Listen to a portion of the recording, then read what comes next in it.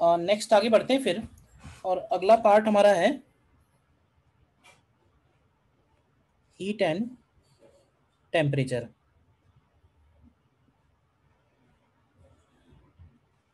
इसमें हमको पहले कुछ बेसिक बातें करनी है, हालांकि उसमें से ज़्यादातर बातें तुमने पता भी होंगी। हीट किसको बोल रहे हैं, ठीक है, और टेम्परेचर क्या है।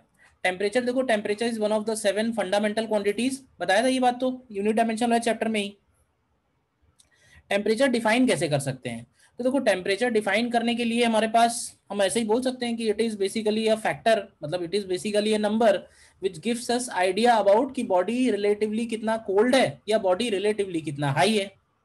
बोलो, लेकिन अब ये बताओ कि कोल्डनेस और हॉटनेस जो है ये एक रिलेटिव टर्म है। रिलेटिव टर्म ऐसे है कि मान लो हम किसी ऑब्जेक्ट को टच करते हैं, तो ऐसा हो सकता है कि मुझे लगेगा हाँ यार थोड़ा गर्म है, तो किसी और को लगेगा कि नहीं यार ज्यादा गर्म है। मतलब थोड़ा गर्म ज्यादा गर्म, ये एक ऐसा टर्म है जो हर एक के हिसाब से अलग अलग है। बताओ है या नहीं है। लेंथ की तरह नहीं है, लेंथ मुझे भी 1 सेंटीमीटर नजर आ रही है, 1 मीटर नजर आ रही है, तुम्हें भी 1 नजर आ रही है, बट ये जो टेम्परेचर है, रिलेटिव हॉटनेस या कोल्डनेस, ये हर एक के लिए अलग अलग हो सकता है ना। किसी को ज्यादा ठंडी लग रही होगी, किसी को कम ठंडी लग रही होगी, इस पॉइंट ऑफ व्यू से। तो क्या है, टेम्परेचर को अगर हमें मेजर करना है तो हमें किसी थर्ड पर्सन को इन्वॉल्व करना पड़ेगा, जिसके हिसाब से टेम्परेचर का कोल्डनेस और हॉटनेस फिक्स पॉइंट हो। तो वो जो थर्ड पर्सन इन्वॉल्व हुआ है दैट इज वाटर। हम लोग टेम्परेचर को वाटर के रिस्पेक्ट में डिफाइन करते हैं। वाटर जिस टेम्परेचर पे स्टीम में कन्वर्ट होगा उसको हम लोग बोलते हैं स्टीम पॉइंट, और वाटर जिस टेम्परेचर पे आइस में फ्रीज हो जाएगा उसको हम लोग बोलते हैं फ्रीजिंग पॉइंट, आइस पॉइंट या फ्रीजिंग पॉइंट। तो दो पॉइंट डिफाइन किए गए हैं, एक है आइस पॉइंट और एक है स्टीम पॉइंट। स्टीम पॉइंट वो है जब वाटर स्टीम में कन्वर्ट होगा, और आइस पॉइंट वो है जब वाटर आइस में कन्वर्ट होगा। तो ये दोनों पॉइंट जो है ये फिक्स है, ये सबके हिसाब से फिक्स है। वाटर कहीं भी पूरे ऑल ऑफ द वर्ल्ड कहीं भी तुम्हें ये काम करना हो वो सेम ही पॉइंट लगेंगे। अब ये है कि टेम्परेचर के जो डिफरेंट स्केल्स डिफाइन किए गए वो ये रहे कि किसी ने स्टीम पॉइंट को 100 बोला, किसी ने आइस पॉइंट को 0 बोला, किसी ने स्टीम पॉइंट को बोला नहीं 373 है, आइस पॉइंट 273 है। तो वो वैल्यूज अलग अलग दे सकते हैं, बट वो जो लाइन बनेगी वो सभी के लिए सेम बनेगी। और हीट किसको बोलते हैं, तो हीट हम ऐसे डिफाइन कर सकते हैं कि अगर हमने दो ऑब्जेक्ट्स कांटेक्ट में रखे हैं, मान लेते हैं ऑब्जेक्ट ए ऑब्जेक्ट बी, और इन दोनों का टेम्परेचर अलग अलग है, एक का टेम्परेचर टीबी है एक का टेम्परेचर टीए है, और suppose TA is higher than TB, तो क्या अगर कांटेक्ट में रखेंगे तो क्या कुछ देर के बाद ऐसे बोल सकते हैं दोनों का टेम्परेचर बराबर हो जाएगा। क्यों भाई, yes sir. After a yes sir. Long time दोनों का टेम्परेचर बराबर हो जाएगा। तो बराबर कैसे हो गया, तो बराबर ऐसे हो गया क्योंकि ए से कुछ एनर्जी निकल के कहाँ चली गई होगी, बी में। तो ये जो एनर्जी गई है इसी एनर्जी को हम लोग क्या बोलते हैं, हीट। डिफाइन हम ऐसे बोल सकते हैं कि heat is another form of energy, another form of energy which is transferred which is transferred from one body to another body due to temperature difference, due to temperature difference. मतलब temperature difference की वजह से जो energy का transfer है उसको हम लोग हीट बोलते हैं। ठीक है, टेम्परेचर डिफाइन करने के लिए हमारे पास दो पॉइंट है, एक है स्टीम पॉइंट और एक है आइस पॉइंट। तो ज़्यादा हमें खैर डिटेल में नहीं जाना है इसमें। कौन कौन से स्केल हैं, एक है डिग्री सेल्सियस है, ठीक है, डिग्री फ़ारेनहाइट है, और केल्विन स्केल है, और डिग्री रीमर स्केल है। वैल्यू ध्यान रखो, सेल्सियस के हिसाब से स्टीम पॉइंट 100 है, आइस पॉइंट 0 है। फ़ारेनहाइट के हिसाब से स्टीम पॉइंट कितना है 212, और आइस पॉइंट 32। केल्विन के हिसाब से स्टीम पॉइंट, केल्विन के हिसाब से स्टीम पॉइंट है 373.15, और आइस पॉइंट है 273.15। और रीमर स्केल के हिसाब से स्टीम पॉइंट है 80 डिग्री रीमर, और आइस पॉइंट है 0 डिग्री रीमर। तुमको ये बात समझनी है, सिर्फ बेसिक कॉन्सेप्ट ये है कि टेम्परेचर का जो वेरिएशन है, ठीक है ना, from ice point two steam point, वो एक स्ट्रेट लाइन है। मतलब हम लोग डिफाइन कर रहे हैं टेम्परेचर, और इधर मान लो x है, तो टेम्परेचर का इनिशियल पॉइंट, टेम्परेचर का जो इनिशियल पॉइंट है वो आइस पॉइंट है, और टेम्परेचर का जो फाइनल पॉइंट है वो स्टीम पॉइंट है। मतलब ये स्ट्रेट लाइन फिक्स है। अब सबके हिसाब से इस स्ट्रेट लाइन का ये वाला वैल्यू सबके लिए अलग अलग है। मतलब ये स्टार्टिंग वैल्यू कुछ और हो सकता है, और यहाँ पे जो ये वैल्यू है ये कुछ और हो सकता है। मतलब जो वैल्यू दी गई है, इनफैक्ट इसको वैल्यू ही लिख दो, तो ये जो वैल्यू है ये सबके हिसाब से अलग अलग है। ये वैल्यू ए है, ये वैल्यू बी है, सबने ए और बी की वैल्यू अलग अलग दी है, बट आइस पॉइंट से लेके स्टीम पॉइंट तक का जो वेरिएशन है वो सबका सेम है। तो अब ये बताओ कि हर एक ग्राफ में क्या चीज कॉमन होगी। मतलब हम ए और बी चेंज करते जाएं, अगर ए को 0 ले लें, बी को 100 ले लें, या ए को 0 ले लें, बी को 80 ले लें, या ए को 273 ले लें, बी को 373 ले लें, तो इन सारी जो स्ट्रेट लाइंस बनेगी, इन सब में कॉमन बात क्या आएगी, बताओगे? सर स्लोप सेम होगी स्लोप सेम होगा। ऊपर में। Very good. तो देखो, अगर इसका स्लोप सेम करें हम, तो हमें उससे क्या मिलेगा, ये जरा देखना।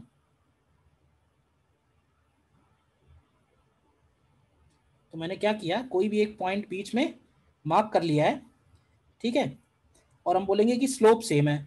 तो क्या ऐसे बोल सकते हैं कि स्लोप का मतलब ये हुआ कि अगर ये टेम्परेचर एक्स पॉइंट है किसी स्केल में, ठीक है, तो ऐसे बोल सकते हैं क्या कि temperature x point, temperature x point, ठीक है, और minus temperature ice point divided by temperature steam point minus temperature ice point.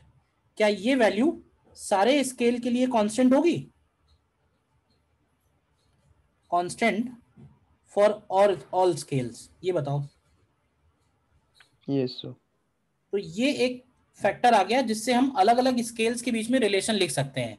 जैसे डिग्री सेल्सियस के लिए लिखेंगे टीसी, डिग्री सेल्सियस में आइस पॉइंट होता है 0 और स्टीम पॉइंट होता है 100 - 0।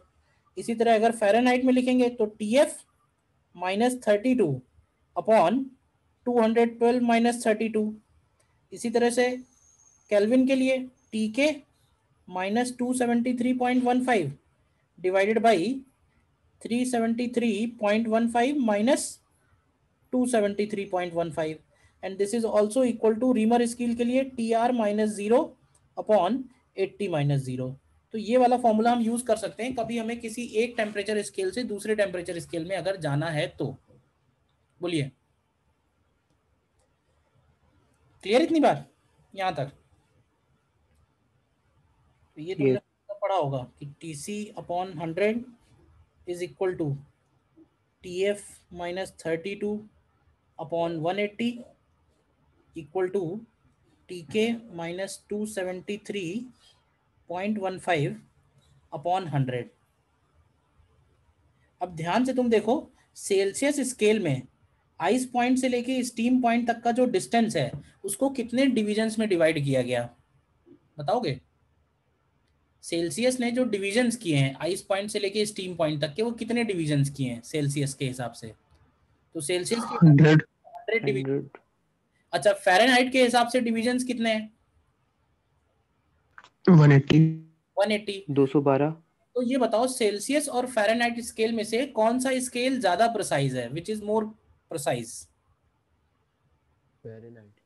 Fahrenheit scale is more precise. मतलब फ़ारेनहाइट स्केल में जो हमको वैल्यू मिलेगी एक्सपेरिमेंट करने के बाद, वो ज्यादा प्रिसाइज वैल्यू होगी और एक्यूरेट वैल्यू होगी, ऐसे बोल सकते हैं। केल्विन स्केल में मेजर करो या सेल्सियस स्केल में, एक ही बात है, कुछ फर्क नहीं ना, क्योंकि उसमें भी 100 डिवीजन है, इसमें भी 100 डिवीजन है। तो ये बताओगे कि 1 डिवीजन ऑफ सेल्सियस और 1 डिवीजन ऑफ फ़ारेनहाइट में से कौन बड़ा है? मतलब टेम्परेचर 1 सेल्सियस सर। डिग्री बढ़ेगा सेल्सियस। और टेम्परेचर 1 डिग्री फ़ारेनहाइट बढ़ेगा, तो किस केस में ज्यादा टेम्परेचर बढ़ रहा है? सेल्सियस में बढ़ रहा है। ये सारी बातें क्लियर है जितनी मैंने बोली अभी तक? यस। नोट कर लो, नोट करना है तो। ठीक है, नेक्स्ट फिर आगे बढ़ते हैं हम लोग कैलोरीमेट्री में। और कैलोरीमेट्री में हम लोगों को जो पहला टर्म स्टडी करना है दैट इज,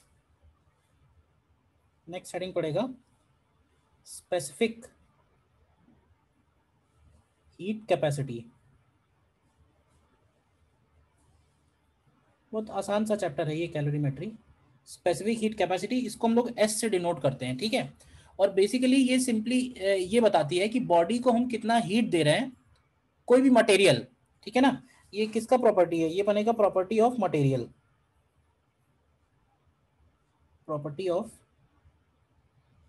मटेरियल बनेगा। तो ये सिंपली ये बोल रहा है कि किसी भी मटेरियल को हम कितना हीट दें तो उसमें कितना टेम्परेचर राइज होगा, ये हमको उस मटेरियल का स्पेसिफिक हीट कैपेसिटी से पता चलेगा, ठीक है ना। डिफाइन करने के लिए हम लोग ऐसे बोल सकते हैं कि it is amount of heat required by unit mass of a substance to raise temperature by 1 degree Celsius, it becomes its specific heat capacity. But हम लोग डायरेक्ट अगर फॉर्मूला लिखें तो हम सीधे सीधे ये बोल सकते हैं कि मान लेते हैं कि अगर m मास का सब्सटेंस है और इसको हमने dq अमाउंट का हीट दिया है जिससे इसका टेम्परेचर dt राइज हुआ है, तो we can simply write it as, ये जो dq होगा this is equal to ms dt, where s is specific heat capacity. तो अगर हमें कभी टोटल हीट चाहिए और अगर कुछ वेरिएबल है मास या स्पेसिफिक हीट तो हम इसको इंटीग्रेट भी कर सकते हैं, ठीक है। और मोस्ट ऑफ द केसेस में कांस्टेंट होगा तो हम लोग Q को सीधे सीधे ms डेल्टा टी भी लिख सकते हैं। S का यूनिट क्या बनेगा बताओगे, यूनिट ऑफ स्पेसिफिक हीट क्या बनेगा। तो अगर हम इसको कैलोरी में लिखेंगे तो ये बनेगा calorie per gram per degree Celsius, और अगर SI यूनिट में लिखेंगे तो ये बनेगा जूल पर केजी केल्विन। अच्छा, जूल और कैलोरी में रिलेशन मालूम है ना सभी को, क्यों भाई? Yes sir. कैलोरी में तो रिलेशन मालूम है ना, तो अगर कन्वर्ट करना होगा कैलोरी पर ग्राम को जूल पर केजी में तो ये सब चीजें भी कर लोगे तुम, कोई डाउट नहीं ना इसमें। यस तो जरा बता दो फिर भी, 1 calorie per gram per degree Celsius is how many joules per KG kelvin. क्यों भाई, कितना आएगा?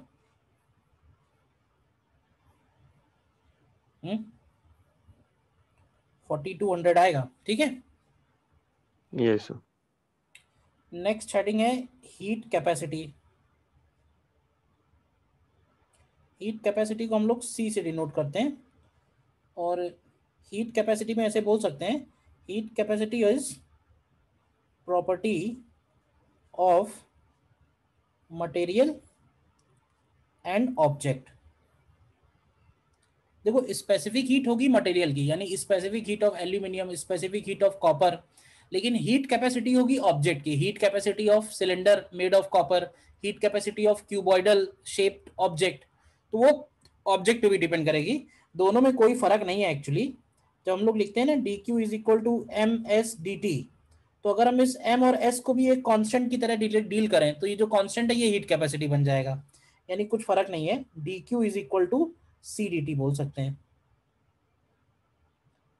मतलब c की भी वैल्यू अगर लिखनी हो तो c is basically m into S, mass into specific heat का जो प्रोडक्ट है इट बिकम्स हीट कैपेसिटी। तो अगर हमें किसी बॉडी पे हीट गिवन और टेम्परेचर राइज में रिलेशन लिखना है तो हमें या तो उसका स्पेसिफिक हीट गिवन हो, अगर स्पेसिफिक हीट गिवन है तो उसका मास भी गिवन होना चाहिए, और अगर मास और स्पेसिफिक हीट अलग अलग नहीं गिवन है तो हमें कम से कम हीट कैपेसिटी पता होना चाहिए। तो सीधे सीधे एम एस डेल्टा टी को हम सी डेल्टा टी भी लिख सकते हैं, कोई फर्क नहीं है दोनों में, क्यों भाई? देखा जाए तो unit of specific heat capacity क्या बनेगा, तो हीट कैपेसिटी का अगर लिखोगे तो ये कैलोरी पर डिग्री सेल्सियस बनेगा, या फिर इसको हम लोग लिखेंगे जूल पर केल्विन। देखो, ठीक है। और थर्ड टर्म जो कि फिर से इसी से मिलता जुलता है that is called water equivalent. Water equivalent of an object, water equivalent of an object. देखो, वाटर इक्विवेलेंट का मतलब ये होता है कि जैसे कोई भी ऑब्जेक्ट है, इसका मास m है, स्पेसिफिक हीट s है, तो अगर हम इस ऑब्जेक्ट को क्यू हीट दे रहे हैं तो इसके टेम्परेचर में कितना राइज होगा। तो वाटर इक्विवेलेंट का मतलब ये हुआ कि अगर हम इसको वाटर से कंपेयर करें, ठीक है, यानी कि उस वाटर को भी हम उतना ही हीट दें जिससे कि उसके टेम्परेचर में भी उतना ही राइज आए, तो इस वाटर को मास कितना होना चाहिए। कहने का मतलब ये है कितना वाटर उस ऑब्जेक्ट के इक्विवेलेंट है जिससे कि सेम अमाउंट ऑफ हीट पे सेम टेम्परेचर राइज आए। तो वाटर इक्विवेलेंट का मतलब समझ में आ गया कि नहीं आ गया, मतलब समझना ज्यादा जरूरी है। वाटर इक्विवेलेंट का मतलब ये कि हम उस ऑब्जेक्ट को वाटर से रिप्लेस कर रहे हैं। बताओ, जितना हीट उस ऑब्जेक्ट को दे रहे हैं, जितना टेम्परेचर उस ऑब्जेक्ट में राइज होगा, उतना ही हीट हम वाटर को दे रहे हैं, उतना ही टेम्परेचर राइज वाटर में भी होगा। तो उस ऑब्जेक्ट के इक्विवेलेंट वाटर का मास कितना होना चाहिए, कितना वाटर हमें लेना चाहिए। क्यों भाई, तो अगर हम दोनों में इक्वल करेंगे तो यहां से आ जाएगा M S delta T is equal to M W S W delta T. तो यहाँ से हमको एम डब्ल्यू मिल जाएगा, एम डब्ल्यू की वैल्यू मिल जाएगी M into S upon S W. This is water equivalent, ठीक है ना। हालांकि एस डब्ल्यू तो पता ही है कितना होता है, वाटर का स्पेसिफिक हीट क्या होता है, वाटर का स्पेसिफिक हीट होता है 1 calorie per gram per degree Celsius. तो इसको हम एम एस एस डब्ल्यू भी लिख सकते हैं, या इसी को हम लोग equal to C upon S W भी लिख सकते हैं। हालांकि कैलकुलेशन अगर कैलोरी ग्राम में चल रहे होंगे तो एस डब्ल्यू से डिवाइड करने की भी जरूरत नहीं, क्योंकि 1 ही होता है। बोलो। तो एक बात तुम जरा ध्यान से समझना जो थोड़ी सी कंफ्यूजिंग है, स्पेसिफिक हीट कैपेसिटी और वाटर इक्विवेलेंट, इन तीनों बातों में कोई फर्क नहीं है। कहने का मतलब है एक ही प्रॉपर्टी को हम अलग अलग नाम से एक्सप्रेस कर रहे हैं, बस ऐसे समझ लो, ठीक है ना। आइडेंटिफाई करने के लिए उसी नाम नाम बार बार चेंज करे दे रहे हैं। अगर हमको स्पेसिफिक हीट दी हुई है तो हम लोग M S delta T use करेंगे, अगर हमको हीट कैपेसिटी दी हुई है तो हम लोग सी डेल्टा टी यूज करेंगे, और अगर हमको वाटर इक्विवेलेंट दिया हुआ है तो हम M W S W delta T use करेंगे। बस इतना सा चेंज है इन तीनों में। अगर हमको वाटर इक्विवेलेंट दिया होगा तो हम ये वाला फॉर्मूला यूज करेंगे M M S delta T, लेकिन एम एस डेल्टा टी किसके लिए, वाटर के लिए। ठीक है, तो ये तीनों टाइप की जो हीट है इन तीनों में कोई फर्क नहीं है। नोट करना है, नोट करो। नेक्स्ट इसके बाद जो अलग टाइप की हीट है उसको हम लोग बोलते हैं लेटेंट हीट। ठीक है, एलसीडी नोट करते हैं। और लेटेंट हीट का काम हमें तब आता है जब हम लोग फेज चेंज की बात करते हैं। देखो, सॉलिड अगर अपने मेल्टिंग पॉइंट पे पहुंच गया है, सॉलिड अगर अपने मेल्टिंग पॉइंट पे पहुंच गया है और उस सॉलिड को हम लोग अगर हीट देंगे तो ये सॉलिड जो है लिक्विड में कन्वर्ट होगा। अब जब तक पूरा का पूरा सॉलिड लिक्विड में नहीं कन्वर्ट हो जाता है तब तक टेम्परेचर कांस्टेंट रहता है। खास बात यही है कि temperature temperature remains constant during phase change. मतलब जैसे आइस मेल्ट होना अगर शुरू हो गई है तो टेम्परेचर उसका 0 डिग्री सेल्सियस कांस्टेंट रहेगा, तब तक नहीं बढ़ेगा जब तक की सारी आइस मेल्ट नहीं हो जाती। तो अब अगर टेम्परेचर कांस्टेंट है तो हीट को हम Q equal to M S delta T से नहीं निकाल सकते हैं। तो इस केस में यहाँ पे जो हम लोग यूज करते हैं वो होता है Q equal to M into L F. ठीक है, जिसमें ये जो एल एफ है, this L F is called latent heat of fusion. Latent heat of fusion का मतलब ये हुआ कि this is amount of heat required to convert 1 gram of solid completely into liquid. मतलब 1 ग्राम अगर आइस है उसको कंप्लीटली वाटर में कन्वर्ट करने के लिए जो हीट रिक्वायर्ड होगी during phase change, that heat is equal to latent heat. तो अगर 1 ग्राम में हीट लगेगी एल एफ, तो एम ग्राम में कितनी हीट लगेगी, एम इंटू एल एफ। तो एक्चुअली हमारे पास हीट के दो ही फॉर्मूले हैं, एक है एम एस डेल्टा टी और एक है M into L. M into L हमें यूज करना होगा जब फेज में चेंज होगा, और M S delta T use करना होगा जब टेम्परेचर में चेंज होगा, क्योंकि जब फेज में चेंज हो रहा होगा तो टेम्परेचर में कोई चेंज नहीं होगा। तो जैसे आइस के लिए एल एफ की वैल्यू होती है 80 कैलोरी पर ग्राम, मालूम होगा। और सिमिलर टाइप का फिनोमेना है अगर हम लिक्विड से गैसेस में कन्वर्ट करते हैं, अगेन लिक्विड से गैसेस जो है वो बॉइलिंग पॉइंट पे होगा, और यहाँ भी हम यही बात बोल सकते हैं कि जो टेम्परेचर है, temperature remains constant during phase change, temperature remains constant during phase change. और यहाँ पे जो Q यूज करेंगे वो होगा M इंटू LV। LV क्या कहलाएगा, सुना है? LV is latent heat of vaporisation, latent heat of vaporisation. ये वेपर स्टेट में कन्वर्ट करने के लिए है। जैसे LV स्टीम के लिए जो डिफाइंड है, इट इज 540 कैलोरी पर ग्राम। देखो 540 कैलोरी पर ग्राम। क्लियर है?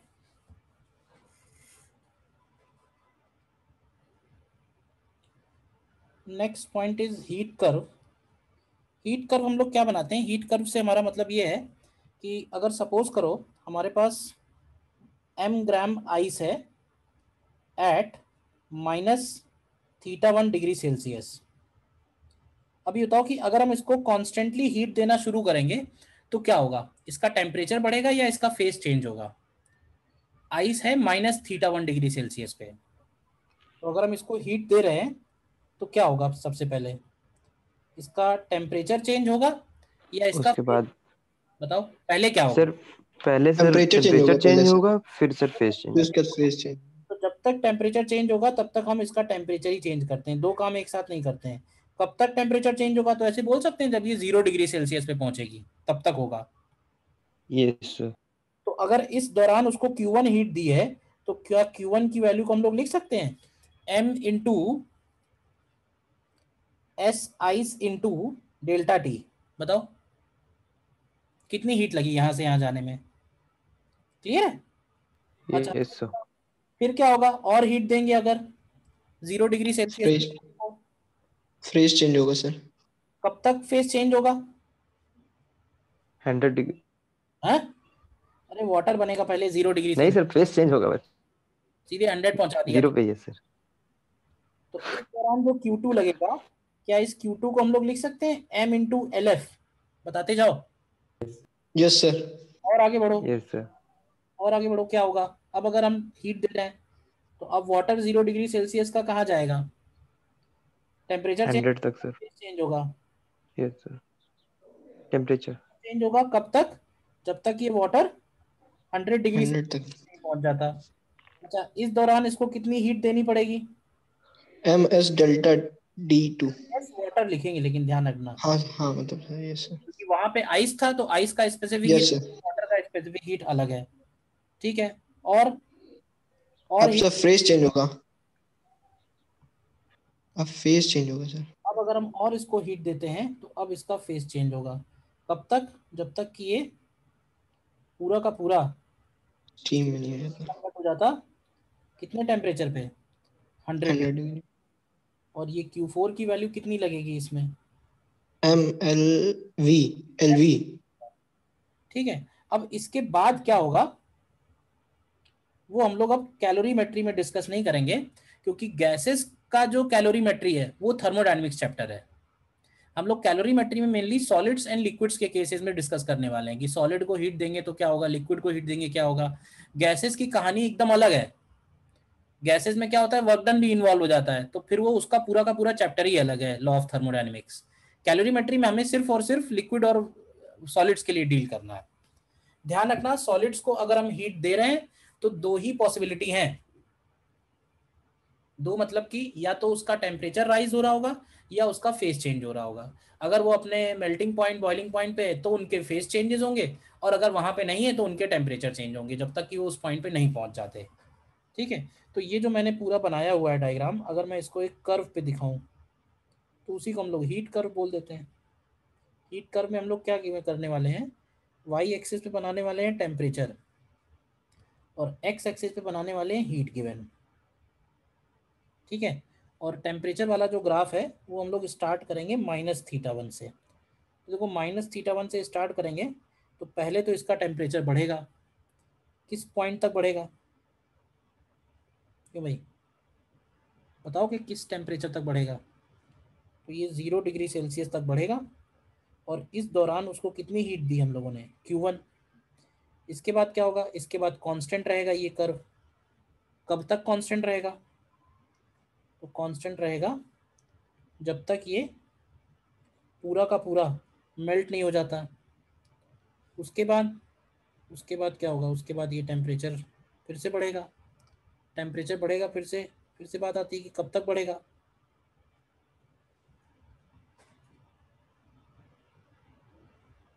क्यों भाई?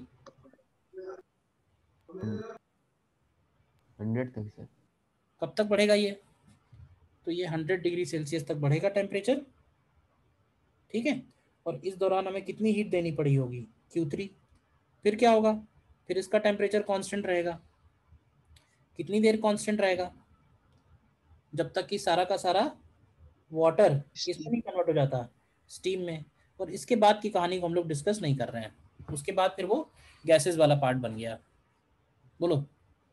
तो ये जो पॉइंट मैंने बनाए हैं इस ग्राफ के ऊपर, let's say point A, B, C, D, E, तो इसमें कब सॉलिड है, कब लिक्विड है, कब गैस है, ये क्लियर है ना?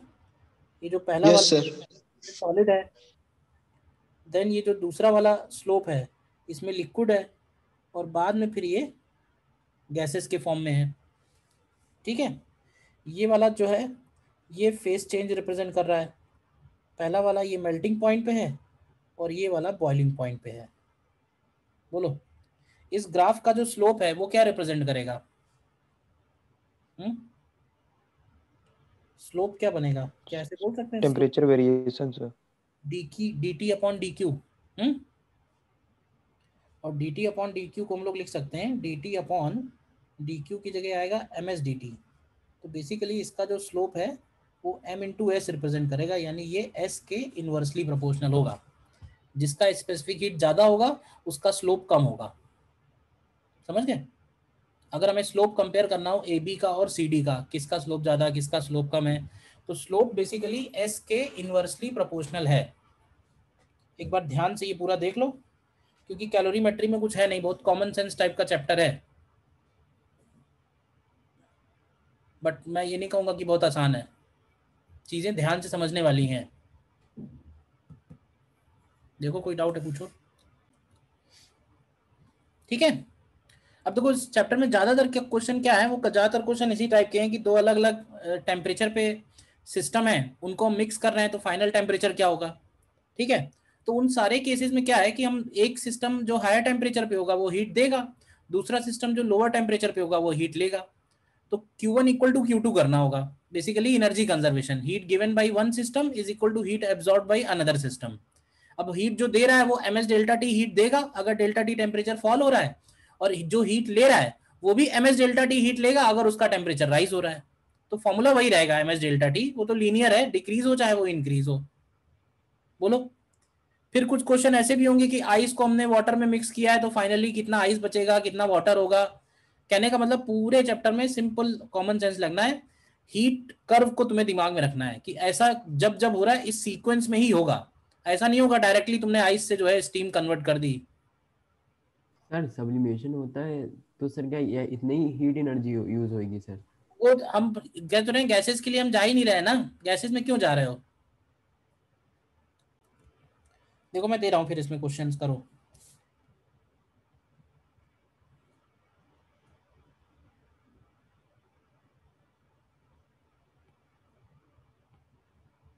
ये देखो क्वेश्चन, देखो ट्राई करो।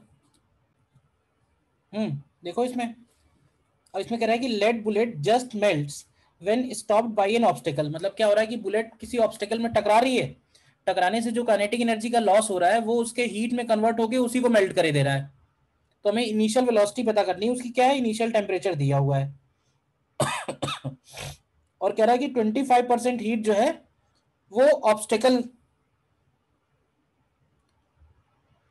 25% of heat is absorb by the obstacle. तो 25% ऑब्स्टेकल एब्जॉर्ब कर रहा है तो 75% बुलेट एब्जॉर्ब कर रही है। तो हम ऐसे मान लेते हैं कि उसका काइनेटिक एनर्जी कितना है, काइनेटिक एनर्जी है half M V naught square, और इस काइनेटिक एनर्जी का 75% वो इसी बुलेट को मिल रहा है। तो पहले इसका टेम्परेचर ध्यान से देखना, 27 से 327 होगा, तो उसको लिखेंगे m into specific heat into 327 minus 27, और फिर ये मेल्ट भी हो रही है 327 के बाद, तो इसको लिखेंगे m इंटू एल एफ। तो यहाँ से देखो m तो कैंसिल हो जाएगा, वी नॉट निकालना है, बताओ निकाला तो कितना आता है? सर 410।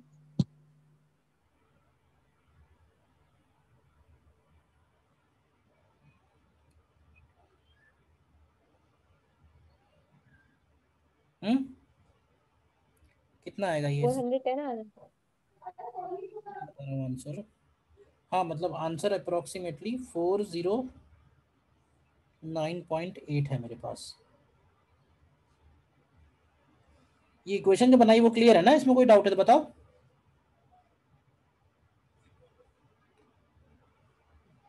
और देखो इसमें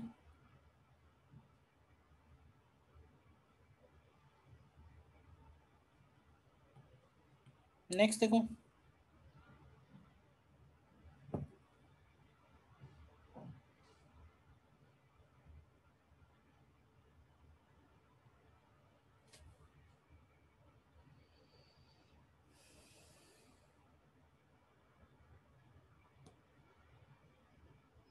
सर लास्ट क्वेश्चन है सर, वो जे क्या है, जे इक्वल 4.2 जे।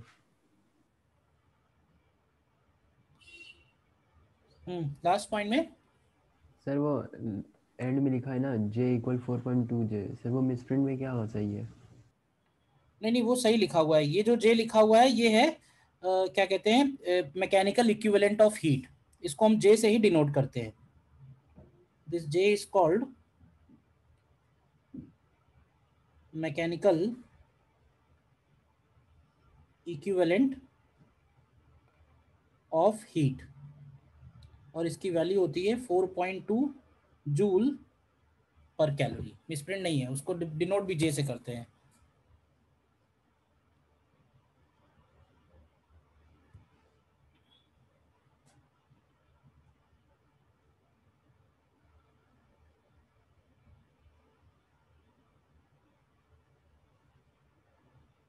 देखो करो ट्राई नेक्स्ट। वायर के अंदर जितनी भी एनर्जी स्टोर्ड है वो एनर्जी हमें फिर से उसी वायर को दे देनी है। तो मान लेते हैं कि एम मास का ये बॉब है, वायर का लेंथ दिया हुआ है, रेडियस ऑफ क्रॉस सेक्शन दिया हुआ है, वायर का डेंसिटी दिया है, यंग्स मॉडुलस दिया है, स्पेसिफिक हीट दिया हुआ है, देखो सब कुछ दिया है। तो सबसे पहले तो आएगा कि डेल्टा एल बाई एल कितना होगा, तो डेल्टा एल बाई एल का वैल्यू होगा M G upon A divided by Y, क्यों भाई, M G upon A into Y. यहाँ से तुमको स्ट्रेन मिल जाएगा, इसके बाद एनर्जी निकालो, एनर्जी होगी half of stress into strain into volume. तो हाफ ऑफ स्ट्रेस, स्ट्रेस का मतलब हो गया एम जी अपॉन ए, स्ट्रेन, स्ट्रेन का मतलब होगा M G upon A into Y, और वॉल्यूम, वॉल्यूम का मतलब हो गया ए इंटू एल। तो देख लो एनर्जी कितनी आएगी, एनर्जी आएगी M square G square L divided by 2a Y, आ रही है क्या? और फिर हम इसी एनर्जी को वायर का मास निकालना पड़ेगा। वायर का मास कैसे आएगा, तो वायर का वॉल्यूम इंटू वायर की density into S into delta T के इक्वल कर देना है, तो डेल्टा टी निकालना है यहाँ से। देखो अगर कैलकुलेशन कर लिया है तो इसका आंसर आना चाहिए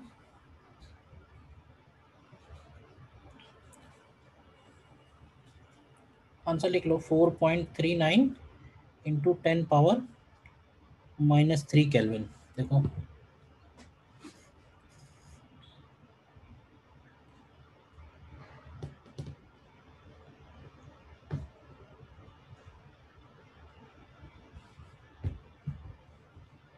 ठीक है, तो अभी इसमें यहीं तक रखते हैं।